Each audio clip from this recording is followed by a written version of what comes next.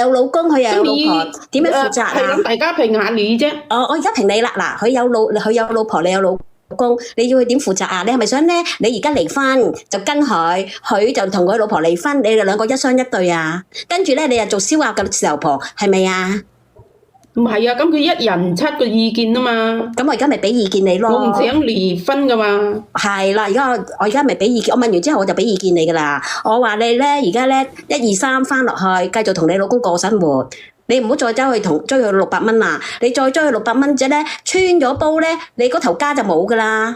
你諗過啊？一搞大件事，你600蚊冇咗冇事少啊，你頭家都冇埋，你諗清楚啊！但係個死渣男啊，搞大咗我個肚啊！哦，你幾多歲啊？我38歲咯。哦，你自己本身有冇細路㗎？我冇細路㗎。哦，咁你講大話，你有冇你到底？冇啊！我話冇細路㗎。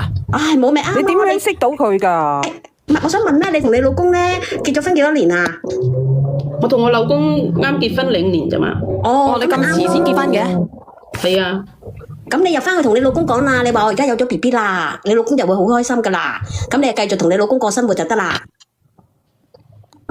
咁我後生過你噶嘛？後生過邊個啊？阿姨，你啊？我26歲啫噃，你後生，我26歲啫喎，你38歲喎。我37歲咋。咁但是如果發生咗個血型唔啱嘅點算啊？係啦，你哋兩個都唔夠我後生噶啦。冇錯啦，你就要諗下啦。咁你就自己諗下要唔要咯噃？呢個係你嘅問題嚟嘅喎，唔係我哋兩個嘅問題嚟嘅噃。咁佢係要唔到咯？係咯，要唔到。咁你肯定係佢嘅。一定係我又唔諗要。咁你可唔可以唔再買燒鴨啊？可以食叉燒我諗嘅。個死渣男賠償啊嘛。哦，你就係因為咁樣，人哋咪會繼續索求你呢樣嘢咯。你唔好再食免費燒鴨啦，食燒鵝啦。嗱，小圓姐姐，我都係話佢上嚟追數噶啦，佢而家要攞賠償啊！你想要幾多啊？你想去賠幾多俾你啊？我係追賠償，但係我又唔係講追佢好多。再講我又唔知道俾幾多喎。咁你首先你會唔會要呢個細路先？呢個細路我肯定唔要噶啦。咁嗰個人知唔知啊？咁所以我咪打電話同佢講咯。講咗未啊？佢點意講咗啦思啊？佢點意思啊？佢話唔關佢事喎，叫我自己搞掂。咁我條氣梗係唔順噶啦，你話點算啊？咁你哋溪咗幾多次啊？咁佢好多次噶。好多次啊！咁鬼長阿姨啊，今日不如咁樣啦，我教個辦法俾你啊！咩辦法？你係咪想一定要追到啲錢先？梗係咁，佢都要對我搞大我個肚，佢都要對我負責噶嘛。咁你就去鋪頭度拉橫額唱佢，佢會揞住你個口噶啦，攞啲但係我唔想俾我老公知道啊嘛。咁咪係咯，我頭先已經同你講咗啦，你想唔想要呢條家？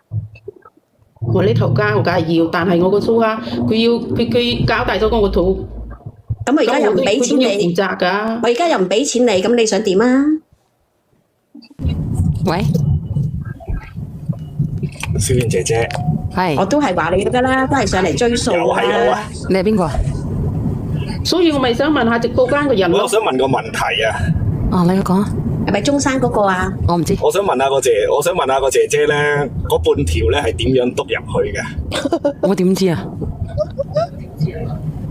姐姐，你唔擘開個田雞髀，篤咗半條又篤晒入去咧？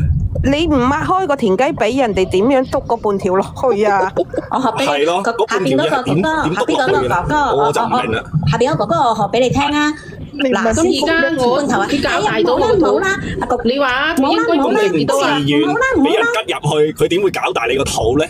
人哋都話佢喐咯，佢一喐咁咪吉咗入去咯。邊個嚟㗎？早出啦。就係咯。嗱，你咁樣姐姐，我頭先同係咯，你計過佢當其時條數㗎。話佢係污辱咗佢啊嘛。咁佢喐啊嘛，咁咪入咗去咯。姐姐，我教你嗱，我啱同你計過條數。本來都係一場交易嚟嘅啫，唔使咁認真嘅。唔係啊，姐姐其實係我啱同你唔係啊？點解會一喐就會一喐就會？